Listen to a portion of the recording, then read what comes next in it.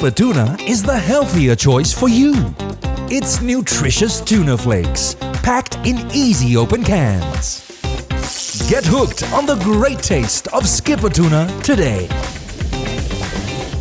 Natural samba water, your only water.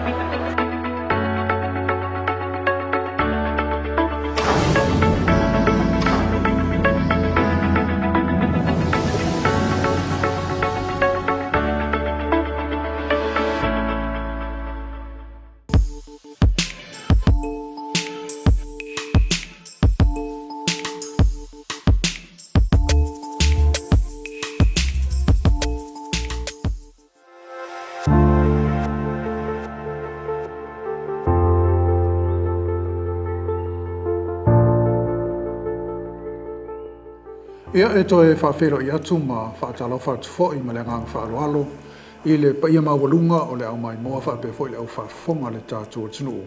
Ia mwhaiwhau na whaatasi ma ua mai le nei whaapoponga o le tātua polokalame o le lava singa. Lava singa o le nei aso, lava singa o le nāwai aso tuna I atu. Ia lava singa fo I o le nei vai aso fau ua amatalia. O le nei polokalame lo po ina le aso mfua luas fumalua o te sema.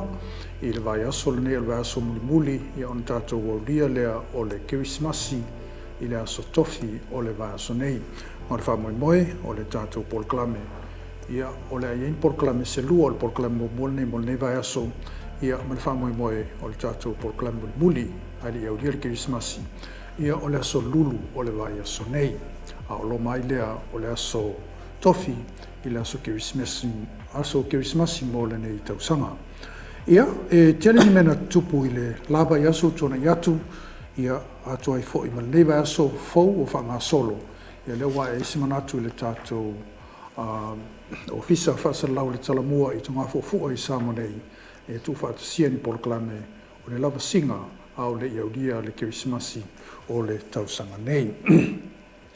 Ia, ma o le fo lau fie whaelo atu ma whawhiro I atu ia le tusitala sinia o le tātou talamua media le tamaitai o Langi Keresoma. Ma alore soifua lai? Soifua man mea a pulu. Ia, o le tari ngasi o tātou o le sunu. Wa e tele mena tupu lava I aso me se vo I le fontanga le palemene. Ia, o le tūlanga tūla I mei fo I whala au whasaina. Whawhita uri le o tele vabda e lo tātou atunuhu. Ia o whailo inga fo ia le whainga māloa me se le palemia ma le kāpeneta ia le mai tau atu le whaatumulia o se whailo inga po le sa whailo aso te nei le ma sui o nuu po le nuu whapei fo I ma sui ta mai tai o nuu ia pe alo no tau whai po le leina ia tu whaatasia ia le ngā lue whaatasi o no le tele o whaafitau le lo tula I mai tātua tunu ai mai se le tūlanga lea o le whala au whaasaina le waru o se sau whaafi tonu le tātou atu. Sa le ia le kūranga ngai o le sau I oan nei whamasinonga. O le tēlo ma tā upan nei watolo. Ia le whana au whasaina na. E le ngā tau le tamu po I le o le aisa. Ia o le maluanga. Sea koe whaalonga maluana au ngeina le ngā mato mai tau ina po I wasenga tusitala. O tā sau po I lumai a le maluana. Tō tēnei o le tā upuna le aso. Ia po le ala sa whaafia le o aloa ia le whamasinonga le whaatinonga o rana pitola au le I tua inga soli ngā tulafono nei. I tangi momora le whamasinonga langi o le pea la mai tau I le aso lente nei e lua I tūlanga mātu iāko leo le aisa e whauru whaleina mai tono o le tātua tunu. Ai pea le tūlanga leo mai tau atu. O pea se mele o le vana masalumia, wa le fo isa masalumia le afia o leo. A le la ua whamaoni a masalonga ia nei ai. Le afia ai o tangata whainga ruenga le malo.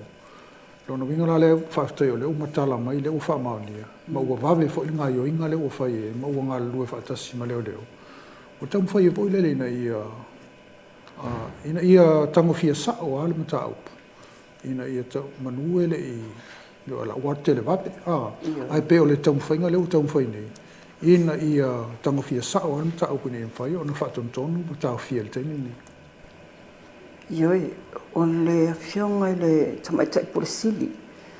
o le tangaronga tiuti o ia le na ia fa mau ni le tulanga le we langa apulu le afia yo tangata fainga wenga malo ia mesela bit tonu o le ofisa ni o tiuti ia ia wale bota il famasinonga o se tasi le na tula ile so le o Taylor Victor Crichton o le lona ono ile ona fa momoli le fatu amau ai mau e fonga yo le na fa mau ni lava e ia se tasi ona tau songa e galua e tonu le tangaronga tiuti ia peila le sa tau ia se tulanga fo le sa lifa ia le ma sa salonga a tonu ile na reina sa mai me mo ia le me muli la le o le lona ono le na sa le lana mo interceptor nga le tangaronga o tiuti manula mo tai ia pulum ta pule io le sone na tula ia taula Taula Victor Crichton e tali ona morianga la e fa morianga o le umia ina le fala fa saina le o aisa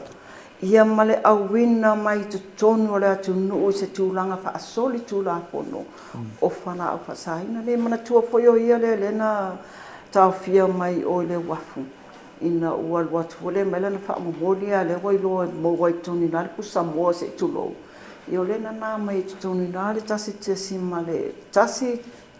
male fa tasi kilo kalama le mamafa o le lana te e morianga fa ia so ma o le aso se furu fitu na o le tausanga fo au kusu asa su fitu au kusu le lo ono ia o le a fatu a ilo ai ma o le mata upul nei ono le bota ia I mata upuni fo la au fasaina ia wa o le au whenga ruenga pe o le tulanga matautia le pe whai a fia le au whenga ruenga o le tuvo le pesa whai joina I te le leo o ne te le ali poti wha pea o la a fia I leo ia e fo le tulanga le whamasinonga langi le sa li potia o le sa ta o le wha o ngā ina fo le ta wale leo kiri vai ia whalau whasaina ia ai leia se mena whai ai ia pe o le tulanga matautia la nā ma le whaingata ai o na fo ia le whawhitau li pe whai lau afi ai te mantua voi langi e si uso le sa whainga luenga fo se le wana nā mai fo ia na ia aisa I tonu mo me fo ia o me ai tamaiti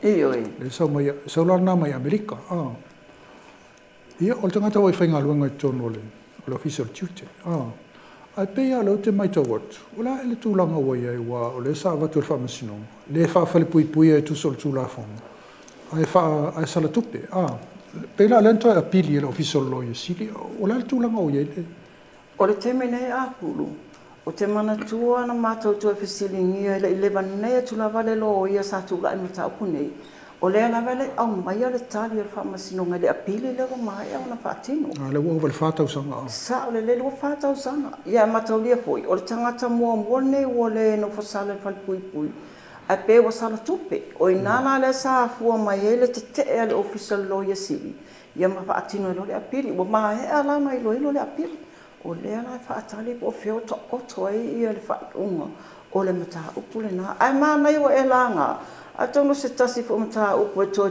tuli loa le tausanga po pe ato ia e menga duenga tanga duenga whamasinonga wa isa leia ana le wote mana tua atu una ua e langa le tūlanga lea ia o ia le na sa whainga duenga tonu la vai o le official duty o le si tū le ua aria e mai nei ma ua nei I le nei fia tausanga o whaatuputupula ia lava le urufale mai amisa le tamale o le aisa le pauta pae lea e pei fōlinga mai ua saua ai ua leini mea whainga ruenga le matanga ruenga le aini whaata asu atu o le anga o le aini tūlanga hoi le leo o me screen ma me testai o lana winga peo se tūlanga hoi le na whai hoi ia puntua whaavai ale tūlanga e mauai. A le lai o mau atu fo ia mise le saunonga le taitai o le atu le whionga le li pārmia. La o whaatonu le ofisa. A mai ma me mo mia o ama sini mo mia ia le mau atu e to e lua isi tai fau ia la mai ni usila no ringo le atonu. Pe a whai a tātou te tau o na fo ia le whawhitau line. Wa o le atau te ilo, a miso ta o le tate nei ai tono le atunu. Tate mai ta wina I a tūlanga o le pātuputupula I au. A misi a tūlanga nei. O I la tau e awhiai, o le awhiai o mo a upenga. La au malosi ma a upenga o I.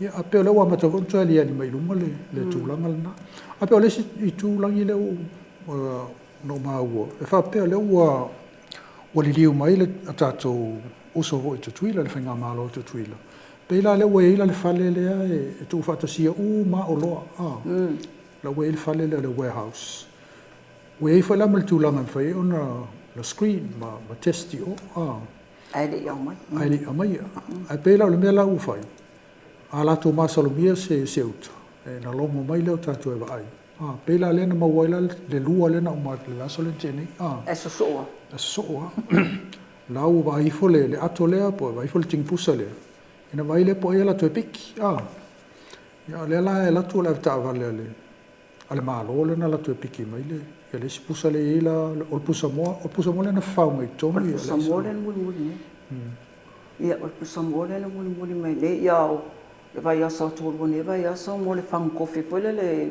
a crema le na mo wai ya mo fo le si pusa mo e pe le mana ia na le tūlanga na wa ia o le tūlanga na le wa pe na siringia ia le polisi le o le mtanga le ngo tiute e le se malo si anga malo tutui le vai ngale ia pe le wa mana ia fa longo atu o le pe wa apa mai tutui le I le tūlanga na le fale la le lo tala o screen o mai vai ngale le sau ele ave se mai le utom o le se me mana ia pulu wa sa mai tau no fo tau sanga mo tele e mawaloni me fa pe I le va apon fa pena e va pe na se me le wa ia o le lo ai la po ele tanga tai o ia le pe wa mana ia me le fa tino le tiu te man tanga ngo le e mawalo ta atia o se al watu tanga tai no ona fai mo fie lo le na I o le tanga tale sa tonu ia le ia le fa mo mori la le io le si tu ale ele ngata o le fa maoni nei o le isa te e le fina ngalo fa ngamalo to twila ina wa fa sa no ngale sa ve ma komisino le to ia fa pe o to twila le sa wa ia pe la le fa maoni o le sa mai to twila ara mana yo ta o tu ranga o le ana sa no ai la fionga fo pa mi le fionga la u le mali to se ta si lo ta o pole o le ta ngo fie le fono tanga fo ila fa ma lo tu twila mata to wa le samoto a to io le sila na va nga to e tu langa fo ila le to e fa tala no ai ia po ani si me to e fa le ya ti le tau tu la le fa lango ma ia tu no ni lo ia wa le mai tau e se le mele sa mai faf ale fo I fai aus fo inga leo o le fo I lai fau nei le fo linga me o le fo e kuka ma tunu I nei va tu fa fonga le tunu le aisalangi wa le maua I os fo inga leo lo I ia matauria foi ia le wa o matu ia le foi sa tu lai mai le foi le komisino leo o lana ia lava tala o masalo salonga ele ia I mani fa mauninga foi le ato pe mau tutu a me wa ia se me fa ia le sa ta fa no longo foi parliament le lava na sa no ia le foi sa sui parliament na to ia vai taimi o le wa fa I tonu ne po nga o sia tonu I nei sa mo ia le ia ai fu atu la a polo tūlanga o le tele le ai sa le wa o te tonu le atu no matanga tai atu le ia se tulo ia ai longa ai I tūlanga lava ia pe a tonu o lobo ngā usia lava I te tonu nei ia ai le I maua tonu lava po o ngā whea po o ai o lo o ngā whamalea tūlanga ia wale na te e lava ia komisino taluai I le ini wha mauninga o le vaenga ia wa te le ali poti pe lua tolu tau sanga nei o te la su enga ma li poti na mai o te la hoi no o foi kopio li poti leo komisina sa o foi le fionga sa la parmia na iai taluai le fionga fia me o sui parmia ia tai o le atunu ia pe o li poti na o le wanga o sia nei le ai pe o le li poti la fa longa o iai e pe o le quality o le fola au le fai nei e fa le leitele ia ai o tatou e mauolo pe le pa wale me o le ia se tūlanga hoi le pe ia mau ia mana tu fai a pulu le fo sai ele tūlanga le na ia ni mai o le aria mai o le tatou fa le tala vai ai Wa ave whanga oi se tulo ia pusa Panadols. O me whapena ia. O vai ngā malana a tonu e whaamaoni e tūranga ngā o mea la nei lea ngā o sia ia le. Ia whana au whasaina. Ia wale tatala no ia o le whawhitau le whawhitau le pe wha atata la whonga. Ua matua mātu ia al tūranga le ine. Ia tai pela o i la tau ia na o lo tau o so opea. E tō fia sfulu walu i la tau ia na māua i oswa inga leo ia mtau fia mai. E o fia ila mwhai aonga i tōlu. O le kolisi whai aonga i le o leo ngali. He mei ia le whamauninga lo fiso leo e tasi e ngā lue le kolisi ana māloa, e tasi e ngā lue le kolisi o aonga lotu e kane sia. A o le urungali. Ia o le tūlanga whaingata, pe ona tā ua le tātou taitai. Ia e lato os whainga nei o le iei tamaiti te tonu. Ainga. Ia wa le tūlanga nana lipotia so fo ia, le wana lipotia i leo wa onga. Kolisi. Pe ia wa ana sa ele kolisi ma kolisi vai maunga. Vai maunga. Fa pe le saus fa ia tangata ia lato potso so pe laboratories. Ia ta sel me os fa ia o le ngā oi o mea la i o me ia whaatino ia le ngau singa o le fuala. O le arawalawa iei maua, le wa iei mau. Whaatuatuaina kai pēr vaenga ngā ia ma whana au nei. O le ngau sia i nei, it's just a matter o le maua, o le soe. Po ai ngā e whai a po ngā fia puelo whai e. Ia, e peona mai tau o le tātua tunu, ia me se o ilangi le mai tau tufo, ia o le tūlanga lolo i le sila le malo, e le o tango wha temu le mata upul nei. Ono le uwha maoni, ia mtua te lea le a whaina o le tātou atunu. Ai mai se la le tūlanga po pole le ua tūla i mai nei, tu sa le ua tāket le whanau laiti, ana tōni alo i a onga. E tūla i mai lolo tūlanga le nām tua te lea se a whaina o le tātou atunu, ia mai se ai o le lumana i le o le tātou atunu, ule alo o wha mai moi e o le o alo ma whanau. A le la pe ma ua o le fontanga le pe tata u mo bua le sa fona in fai ma pole no o suit mai ta yo no ma le olo ua ia ile fina ngalo le malo tu atu ina ia tu fatasi tu mai tau au ina ia ngalo lue fatasi foi le tatu atu wa o pole no o suit mai ta yo no mai tu malo ia le pole malo ale ali fai pole ma le pole malo ali fai pole pe tatu fa mali ia o le fatu lea ma le poutu le whanangalango i leo i le whatinonga lato ngā luenga. Ia le whai maua le stona i lente nei langi. O le sa whailoa i le whionga i le ali paramia ia ma le mafutanga la le so whatasi e kalesia. Sa whailoa i teile ofisi tu tonu o le mafutanga i mulnu. Ia o le whiaulawa le tasi o lo o anga ia le ngata o le tāpenanga o le soifua whaaleanganga o le tātua tunu. I ona vaenga se esi. Ia o le tūlanga le au na ngā lue whaatasi o le leina ia 4 ia le. Pai mese o le te leo le sao o le whainga luenga pa ia le atua ko i le i tongo nu umala le whangata i tasi.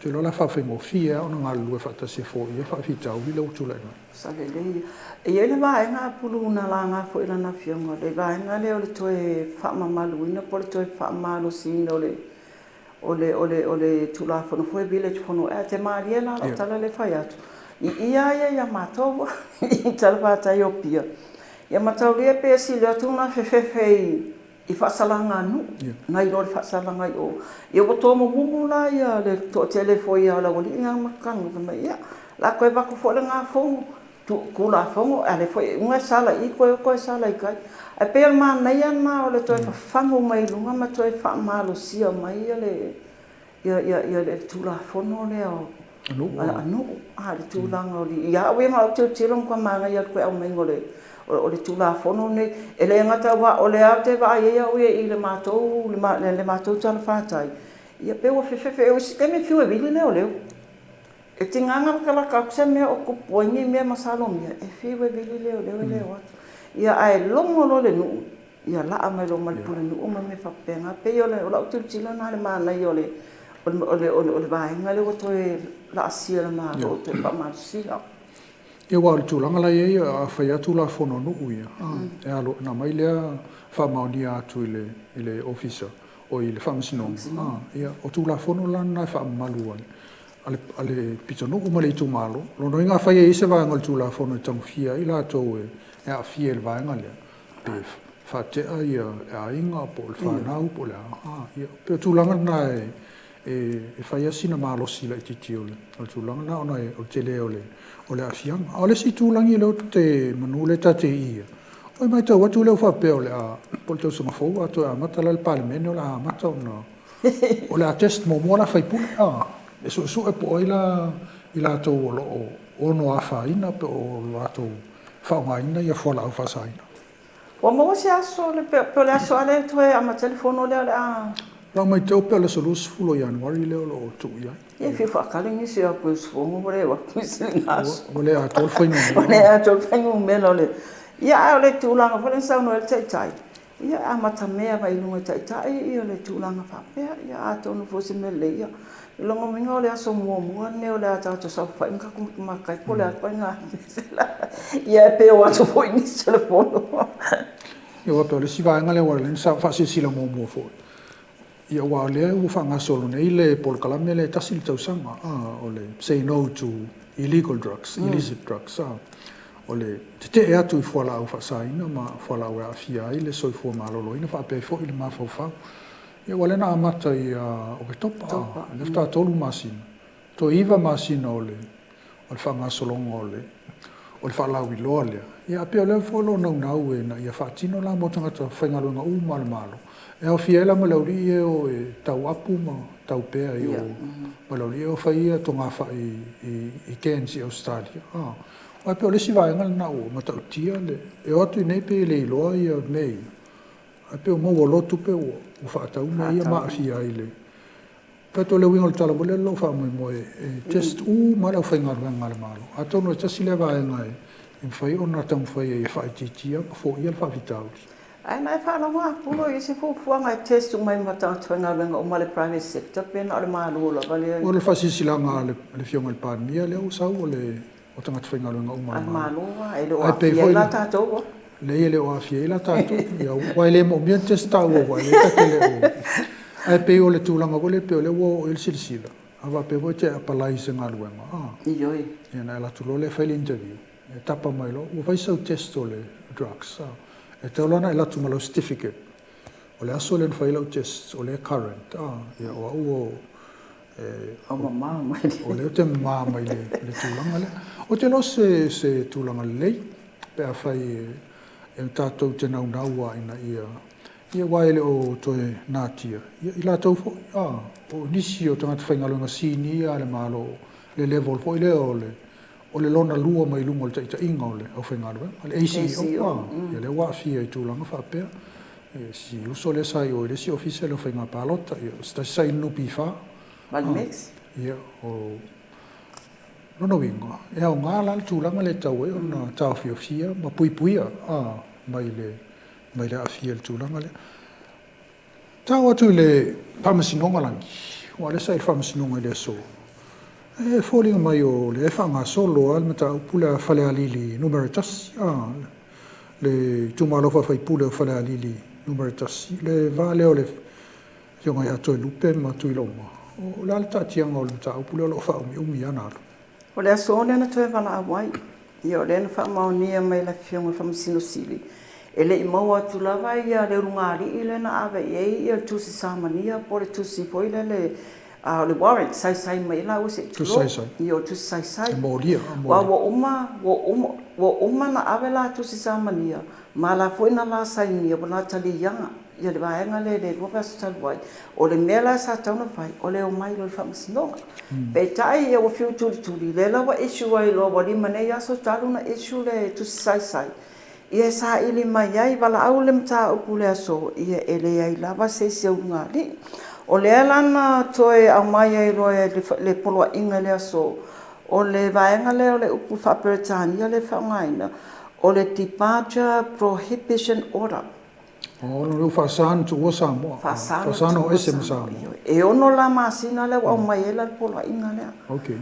Ne te uso sola pe si tulang fa pena a faila e umale ono masina le i maua lava e ma fai ona toi fa o popole si ono masina ai a fai e uma e pe tolu masina o mo mai ia ona fa le nga ina lona i ole o polo ina nei le foi la wa mai e malala pata inga male boninga i le so le fionga fa masino sili mo so se tasi lava ona fa la fina ia moli mau nei po oisi lava moli mau o mata pune because a pulu le ai ma se moli mau uma mata pune le mata pune ale tu tani male tu tali na o le tasi lava lena taunu watu a o le tau toa tele ia mo ave o mai tu se samania o man saini ale watu o le unga li ila le tu sai man saunu ngale ale fa masinonga o la ua tonu lava lea o lo o patino i ele mori mau tustusia a lema po o le whangata le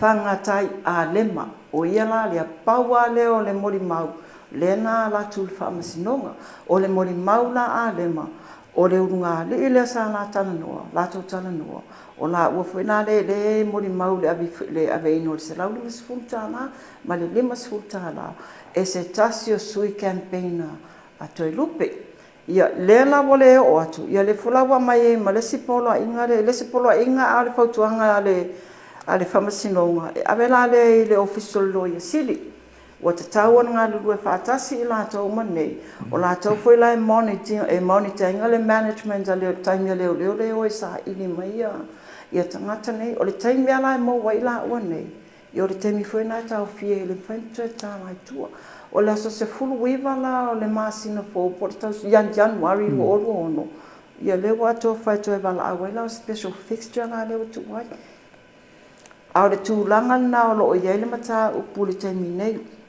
o le fulawa iei man manato le whamasinonga so o sesi lawa e toi wha e lua vaenga silsi le whamasinonga mua o le concern le whamasinonga po le ale mele tupulu ngari o le whanga they just disappear out of the blue ma le lona lua po o le mea o se mea na whawhau po ile le whaalave ina ile whaatino ina o le ami o tono o le tula fono o le prevent o le course of justice o vaenga la na luan tuti a whaila o le mea muli le o le tau mawhainga fo le awane i taunu o le whamasinonga ia e tuti la whamasinonga le vaenga le ua contempt of court e whapena fo le sila le whamasinonga so o sesi lava o ma wes whamatalanga o lo o whaalafina se moli mau e fo kumeki lava ngā mai la lo contempt of court I mai tau atulangi o le Michelle Vaenga muli le o le whaalawelaweina o le tūlafono o le course of justice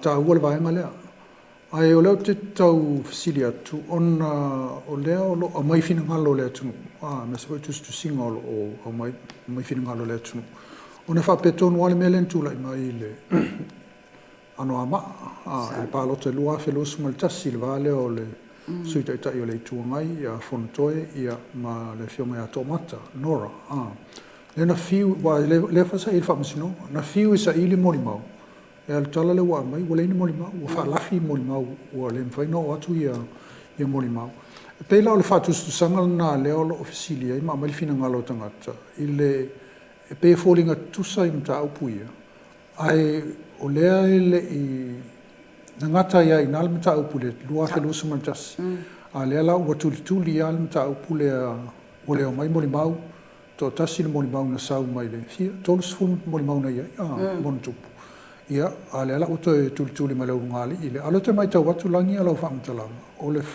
whamtalanga alo ia mo le tu o toi lupe o tala whaalongo o tala ia le sau le whamtalanga le moli mau ia o fia I la maleu ngali la lo tau whaia mai whaamaunia o tala whaalongo o hia se o stulanga whapea le falling mai ele mta upulangi ono le sa tula I me lusu tasi lua fe lusu mal tasi a leo tula I mai nei lua fe lusu mal lima o leo mtoa tuli tau o na whatau nuku vaenga le e te leo vaenga sa silinga I fole tūlanga na ele ngata fo ele mātou pasenga o tusi tala sa I tonu ia lo ia foi sa mātou tala wai talo na matamani ta upunei ia wai sa wai ole luo tasi na le maua loia moli maua mata upuna o mai loi na ma famasinonga ia le lawa tula I mai mata upunei o le whai asi umio tuli ia moli mau a le lawe toso ia le mata upu Na ia la manatu wa ole fionga ya unasa yuni sa pulu.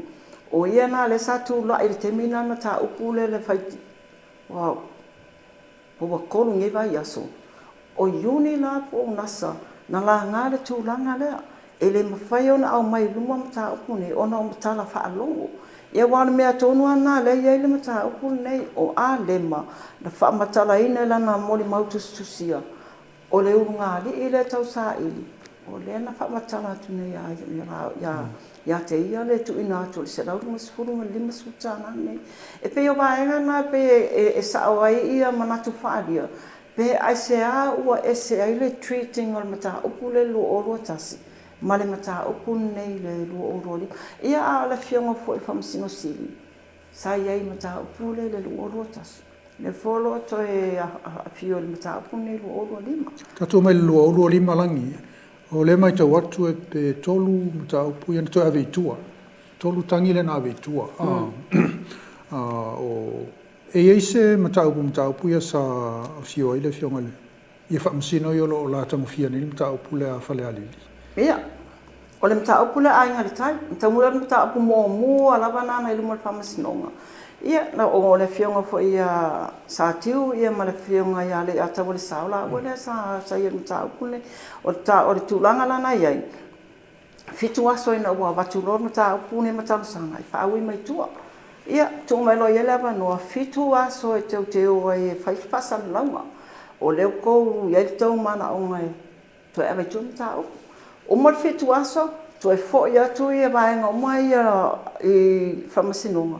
Ia na le atua official o nga la be senga le tani.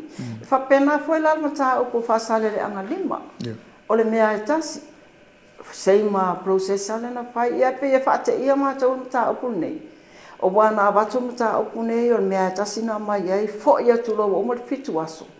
Ia pe o le senga o fa sala ve ia tu ngali le HRPP. O le HRPP la le na ma fu ai ona to te tala le avanoa. Ia mamana o le awai tonu. O ina la le sa wai lo le tūlanga lea, o wha maonia ina le whainga bribery ma me wha pēnā. Ia e wala au rola i o wha o mori mau, ia e whona le aso la lau mori mau. Le ima se mori mau na watu, o le aso rona lua le wha le fio tua ia le ma. Nā le olo o whanga solo le mta upulangi, o le olo e lumo le whamasinonga le mta upu. Ai pe o le ta te vai fu le wha tustala, ia me se fo i le fina ngalo le atunu le lo o faalia le ala lainta mai ala le tulanga le ai pe e manino atu langa ta ua le lo ia o le fata tianga o le famsino tonu le cause of justice ia pe o inale mai ta atu le lo tam fai tu le famsino ai pe o le lo silingi ala istulanga le ma o me o mai ana tu le ala lainta mai ale a fe la wo o ile Vana to fa mamla mala le mata upula le HRPP.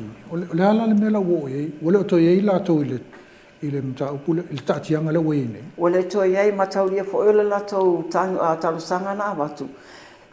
Na ole ma fo ole te fo ile le to ave ina i tu mata upu e tu loma. A watu lole o la to mafuanga. E le te tawai au na ave tu le tani. Le lau talia Talia rola ia o le talianga la lea. Le la wata o to mai role tu langa le o to e wala o mori ma. Ai wale to ye la to te tono mata upu.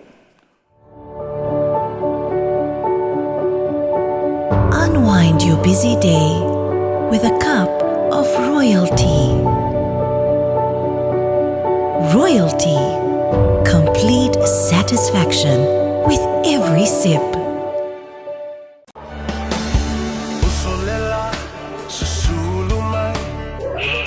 Talafalama Samoa o le sala ni alo. Natural Samoa water, the taste of nature.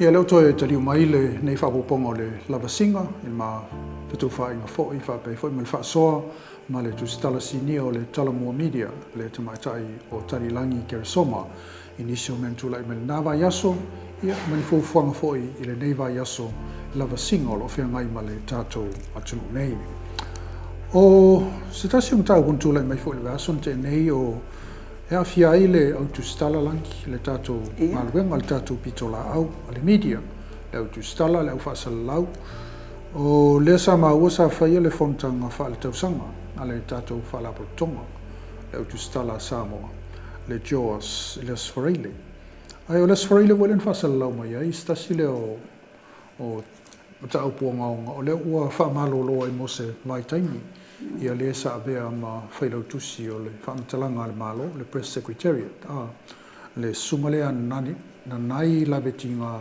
tui le tufunga.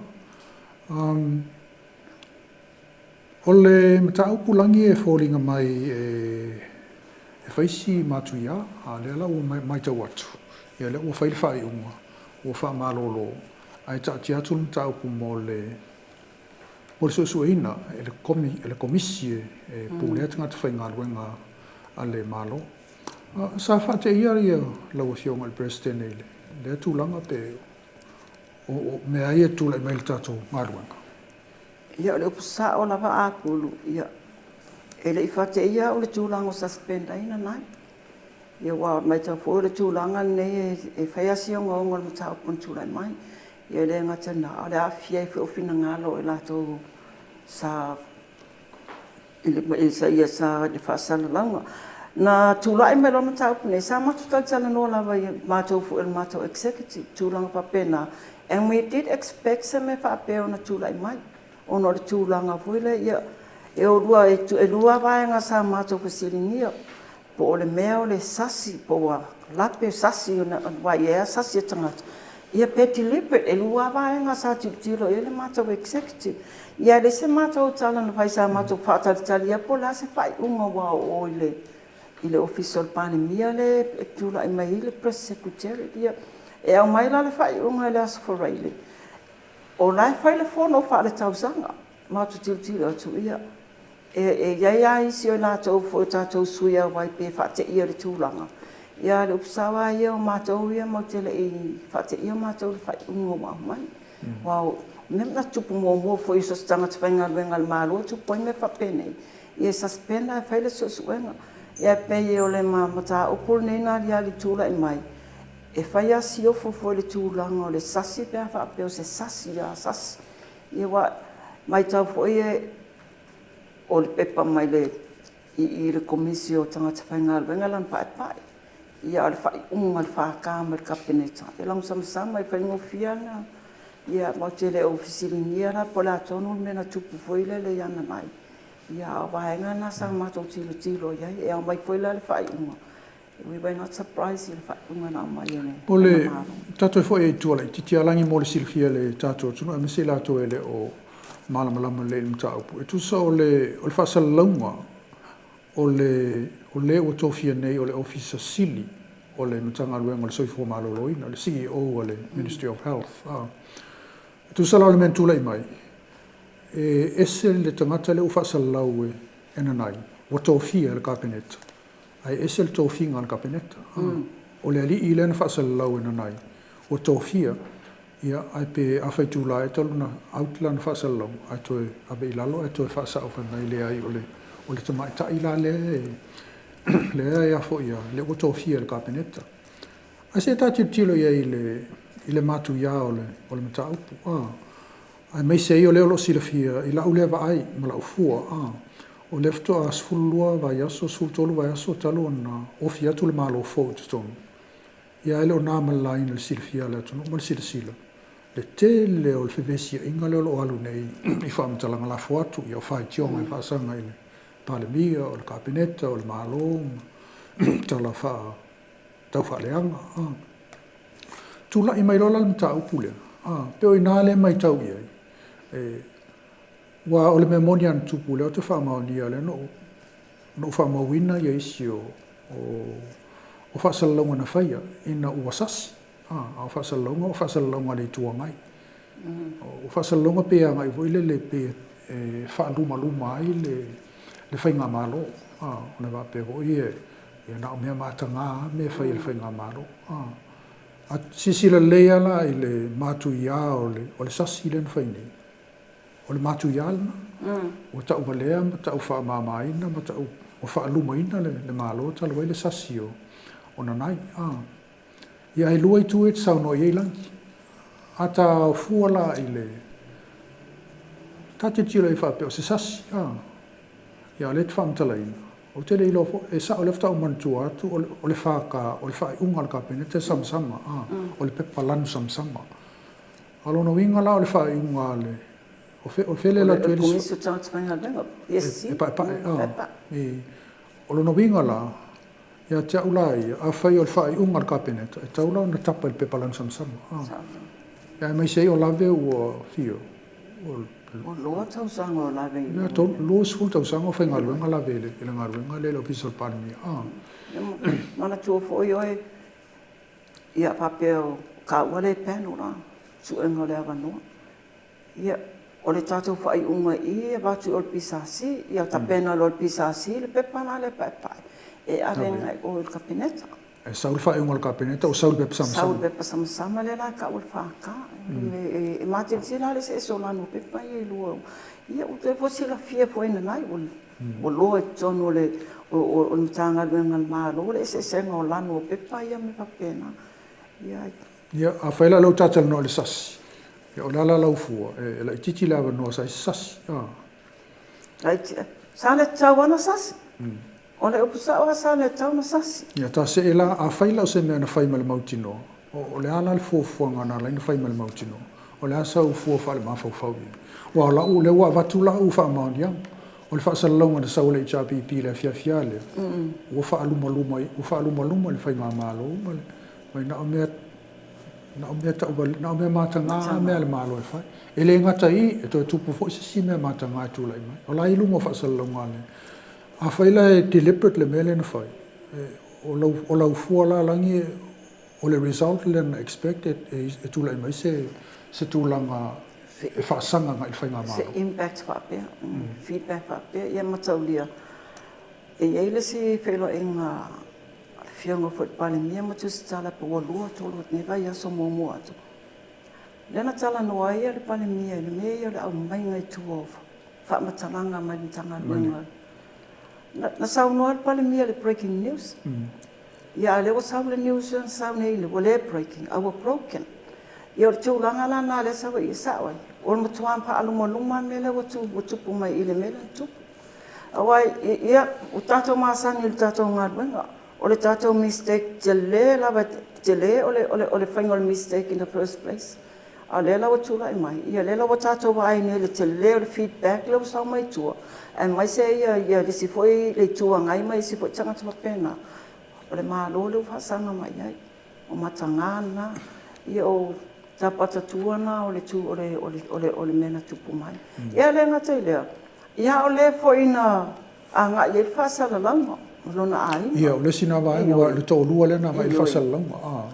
A whaina le whina ngalo. La o tofia, ai umaena a whaitula. Le ai o sasi wha maruru atu o sasi le whasala langa. Tau te lanongan o malawa ki mea whapena. I le tūlanga na. Ia lena wa ena tau sau whasale whasaonga. Lena sau whasaonga i o le sina mes o le sau o le whasaonga. Lena sau o le ma le whaatu e senga lena sau.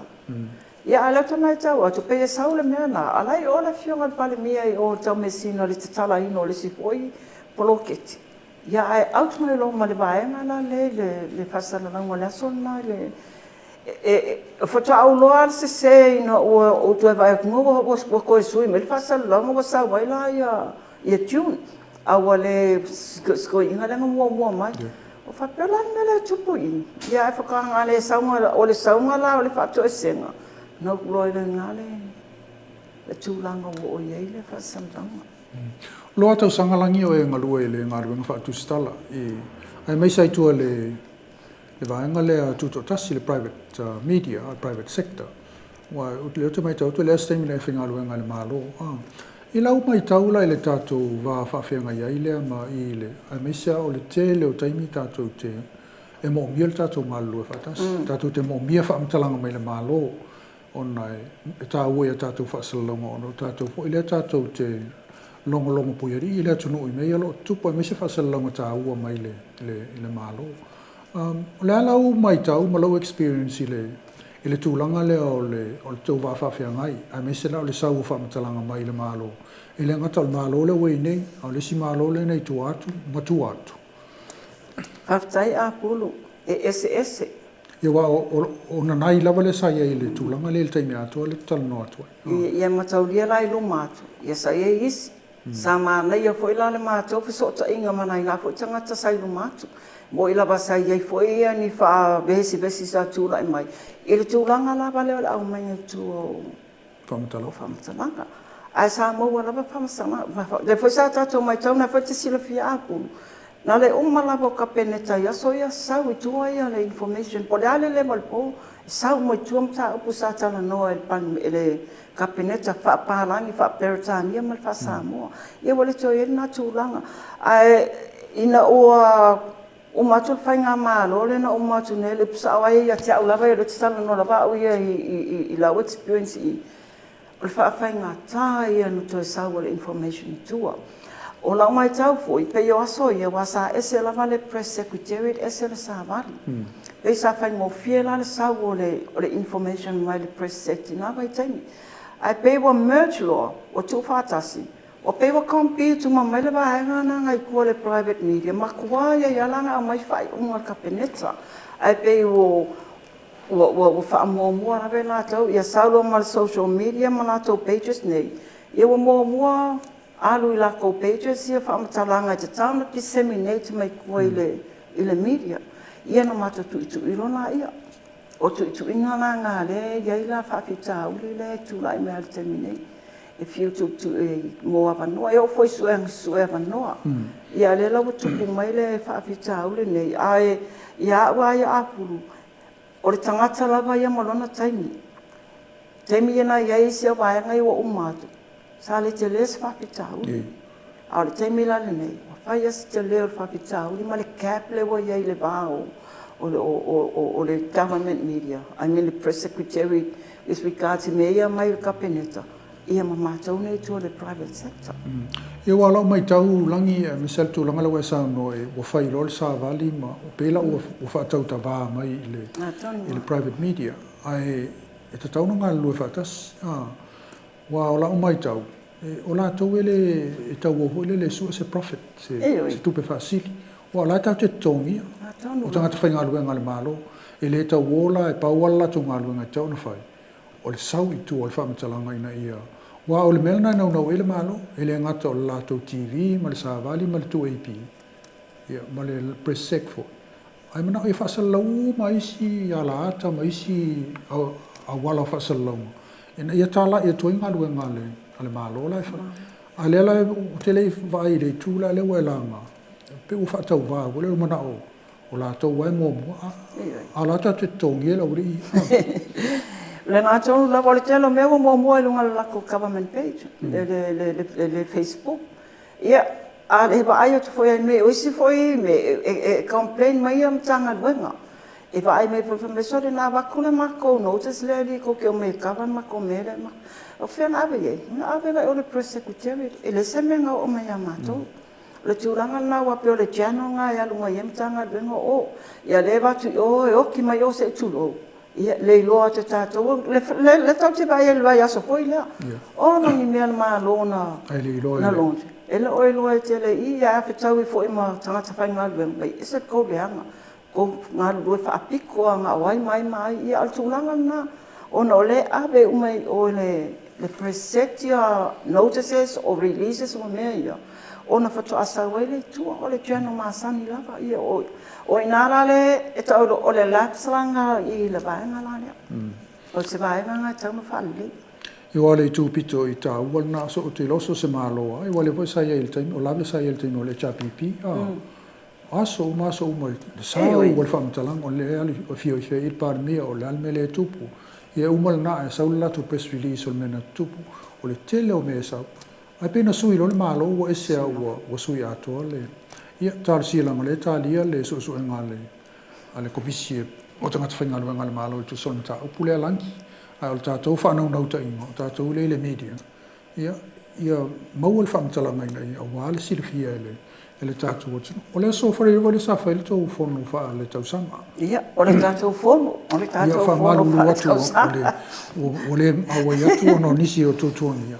O le ala se atuna tau wha mo le silifia le atunu, po le aso langa na ia ile tau puntalanoa. Ia, le, matau le foi la apulu o le tele o mata upa, le sa whonu tātou whonu po ile le general meeting. O le tele o mata upu sa pasia mai whonu tanga na. Ia o lena au mai mo te tonu o le tātou whonu tele. Tūlanga la whapena, ia ape e tau la mua lava le tātou lima sikulu tau sanga. Tau ia la o oe lena e toi whaia le lafo e toi tuu ia le whamana tuinga i le masino mea tau sanga po whetau i le leia ma le tātou masina po i le whamana tuinga o le media freedom. Le lawa malili e umala e le tūlanga na ta pena le leia i le lima sikulu tau sanga. Ia o le whaalawilo ina fo i o fisosoani ma tātou paanga fōle wa iai. Ia le BBC o le PACMAS, ia matato potential partners la, ia o tilo fo e tai peila le World Bank, o le UN, o vaenga, o manasa e whonotanga sa whaatino le executive ma i whone, i mamasui a wai o whala potpotonga nei. O te logo whainga o whieme, o maa pulo na wai ele tata o ofisa, o whaino watu e tangata i tūranga whapena. Ia ona whai waila ia matau lia foi, ia na mata mai le tausanga le o mawae sa fili ele mato lau lau. Ia peita iane to o whale, to o tolu lena o toi resign. Ia la o tausanga, o le lana ia le tūlanga, o le o toi filfilia le lau lau tuai. Ia ai o toi whaupopola iei masui e to alua. Ia la ia la fionga ia maulolo Wellington e maari. O te ilo lea si tangata po ua loa ti tono o le tātou tustala ia malafionga ia tupua tosi mai tupua o ila wala le fili atu tonu e fa atoa ila ia le komiti fa fuela o ia le termine ia pe yo me masani lava apulu e ala na baba o nei me fala putongo talo tupe ia na mana ia lava fatinonga mato talo tupe na bat fola ia male fionga le okika ia oditile le ia mfa pena ona fa aso mai lu mai le sa ia fisili ngai tūlanga o nā re tupe me whapena. Ia na manino lava whaamalamlama ina fo ele. Tamaitai whaalulu tu o le teu tupe. Ia mana talia ro le. Talia le tana le tupe, talia le poti al presidente. Ia talia masui e to olua ia wawa atu. Sama ana ia foi ona vai atu. Na ia foi nei sui fou. Tamaiti fou foi ia o le senga tu stala. Namba whai ona mata o awe whātasi lea, e watu whaalongo ma tūranga papena. Ia o misi ato o te ale o le tātou o le tātou whaalapo potona atau nuele ona wawawe whai le whono i le asakoreile. Ia o le tūranga nā le wata oto mai ai, ia o le tau o le mata upu marwalunga lava la i le whonotanga. O le tōwhia ina la leo ni tātou sui o le tātou media council. O te taula o le lawa toi tilo ia i tauna toi whaasana lau o tia Januari. Wa whaatamu e la le whaata o tonga o le. Vaenga e mana tua fo, i o le telo vaenga i ana whaatala noa ina le tātou pono whalawa i tele. E iei vaenga i o toi amend po toi yesuing o le tātou constitution whaavai i o le tātou taiala fo i leo ethics mo le taiala practice. I o vaenga o manana i o lena toi au mai unga fono. A o le lau tāria wa vaenga la nā se whailoa i maselo ia. Ia pe whaapewhea o nā tapena la le awe ina atu i o i le palemene. A ko la le process e whaatinu ele nā vaenga. Ia malo whaafutailangi, ia maselo fionga le Tamaitai President o le tātou whaalapo tonga. Ma nei fwoi whanangolongo atu le tūlanga nei ei le whono whaale tausanga. Ai pe pawana na mta upula ua o iai, o te lau whaelai fia sila fia le atunu. O nā mesel mta upula ntula i mai le vea singa wai mai le newspaper.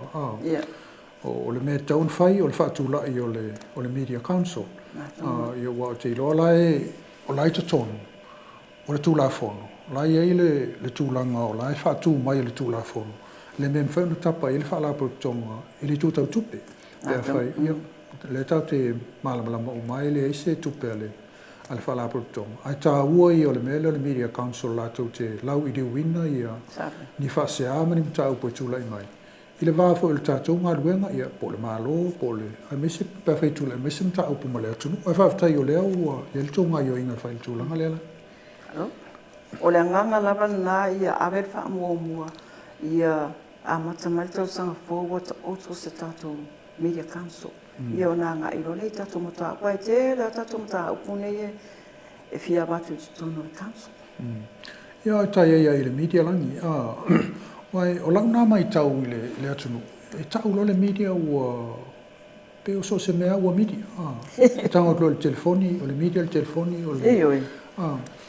Ai o le po te mai tau i fina ngalo ho i o tustusinga o poster na kata e comment mai i tātou whaasalaunga ma isi fo i whaasalaunga. E pe ia la tua nganga na e pe whai mai ala mele le whai mele ia le tātou te malamalama le a mese tā ua le e se le whaavae ma le aonga tā o ngā i le ma tā uku tau tustala ma whaasalaunga. E se ale me tā ua le so son mailangi na tā upule. Ono le o saule me le social media. O nofo ale o sola na ia whaasalaunga ia. O le media na nofo ale e tō luope tō tōlu whaile la tō. Ai pe e manino e se ala me le social media. Le Facebook ma le me ilung o le o isi ala ata ia. Ma poloko, blogs. Ma blogs. Ai e se ala le me le ta o le mainstream media. Tō le se sengal na. E au pe ona malamalama i le tātou watunu. Wai a whaila e tūla i mai a whatūla i le Media Council. O te logo la le si tūlna lau tele taun sisila ia. A whai o sem ta au koe tūla i mai lungo le social media po le Facebook. E ma whai le Media Council no lātou tangofia. Pēna o mta au koe sau le TV, po le ofisa whaasalau, po le newspaper. O mta au koe e whai ona tangofia ho le Pei o le o te talanoa atua uia i le ala fua le ngā ruenga wha tustala. O na ngā ruenga na, o le o pui i lalo le tātou ta iala le o le whaatinonga ngā ruenga, le code of ethics. Pei o la una atono se tūlanga le tauna silisila ia i mōleanga i lunga. Sale ia le tūlanga na, e pei o le o kena vea i fo isi kemi.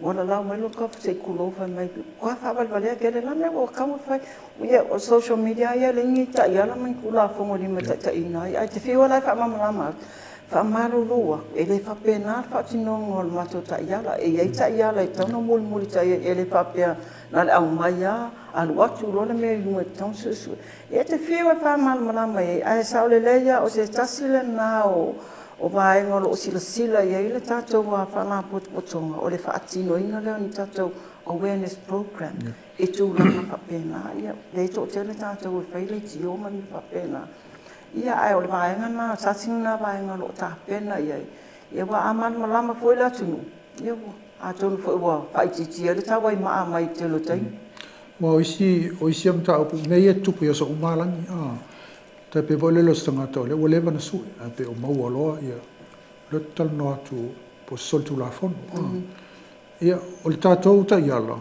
fa tu stala e le mfaina e ta wole ngol tangata se lunga e tu la il tangata i lunga le famasino ia na no fole po e masiata e no fo fa sa le ngoa ma isi au i li ngole o lon tangata o fe fenga lu ngai ma ia ai a fatu a family famasino le ia tau fi fa salawin o tau tau sta ia langa wa fa lua fa tol tupu tu langa e la tul tatu tala o le o tangata le afema se pu mele ka o mele ngo ka o mele pa o ngal mer ka o mai ole ia ai ona mala malama ia le atunu mala o fai tau mala o mai mo e ia ta ia la ole on ngal pa pui ia e la male tu langa le o lo tal no to ie le o te lo ia nga fo no o ta to la tu stala mala o fasal e pe el mata o polen tu la mel so le tene le forno al parlamento ia pe la o solo mo la tu stala fe me se o ta no fata o to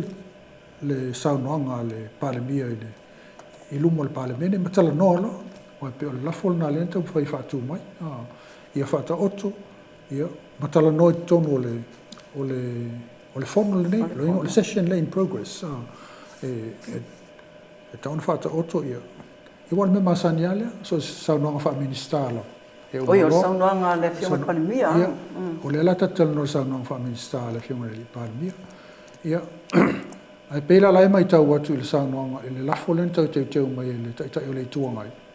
Whapeo, ile le whata otu, whata tia ilumo le palemene. Matala no ina I tono o le fono le nei, pe tasi la, pe lua, pe tolua so le fono. E te tau antala no ina le li poti le tono le, oi le saunanga le tono le. O le session le.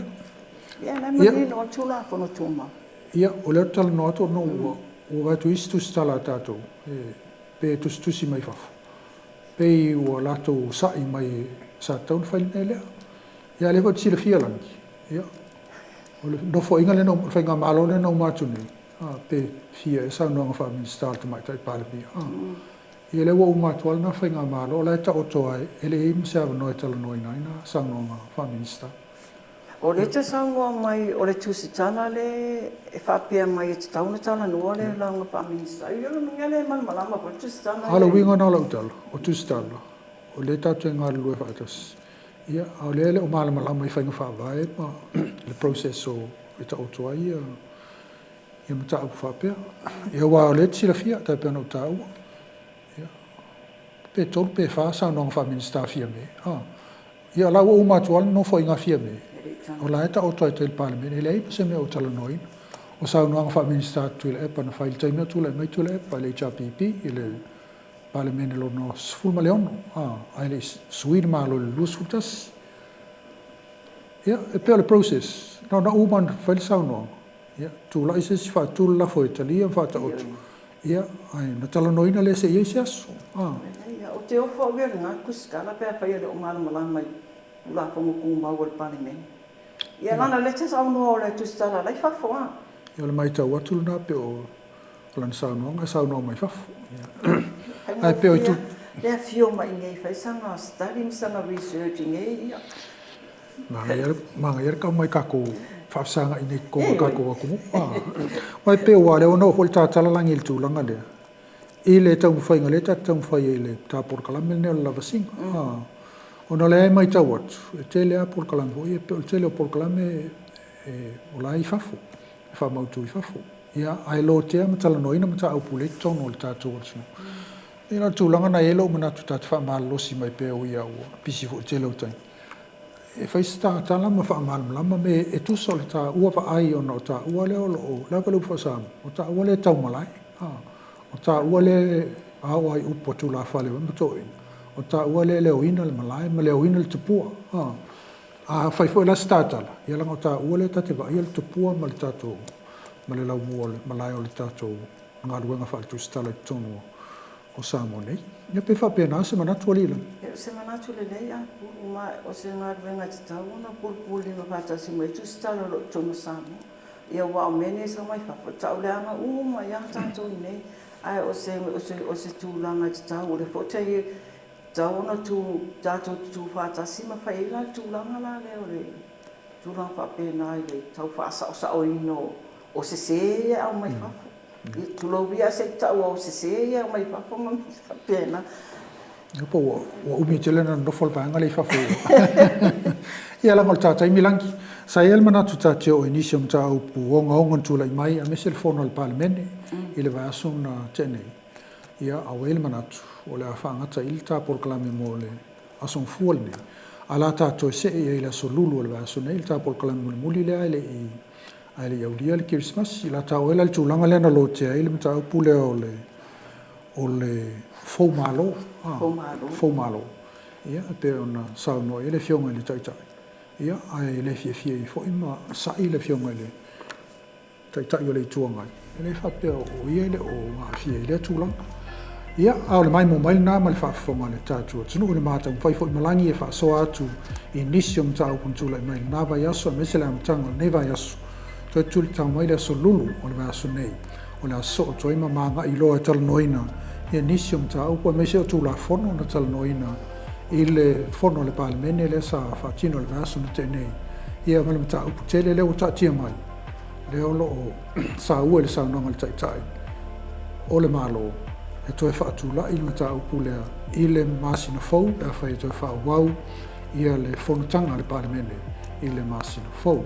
Ia, ai pēla wana whai wele tātou por klame vea so uma, ia o tala nā o si o mātou motu, o tala nā mai Samoa nei mo le nei fo i vai aso nei wawaponga le lava singa, tātou toi whiloa i le so lulu le vea so nei al teimi nei, manuia moe moe ngā uma, ma tūlanga o fōfua, o le nei tūlao le aso whaasoi fwoi.